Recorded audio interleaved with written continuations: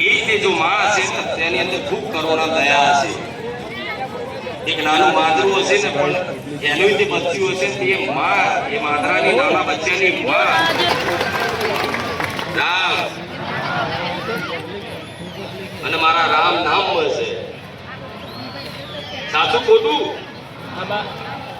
તમારી માંગ કહું છું, અંદરની માંગ શું છે તમારી અંતર આત્માની માંગ.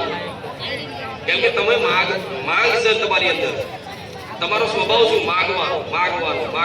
મંદિરમાં જાય 10 અરજી તમારી પૂરી કરી દો ને તો આવતા રવિવારે તમે 20 અરજી લઈ આવો કે નહીં?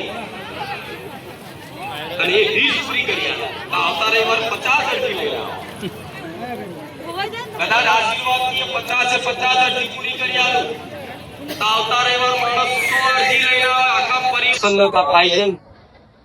એ મોટા સ્થતરો લાવવાથી, મોટી મિષ્ઠાનો લાવવાથી, મોંઘી વસ્તુ માતાથી ભેટ કરવાથી માં કે એ માની અંદર જો આવવાનું મમતાનું કરુણાનું સ્વરૂપ દેખાતું હોય, એ પશુ પક્ષીઓ જાનવર જીવ છે એ તે જો માં હશે તેની અંદર ખૂબ કરુણા દયા હશે.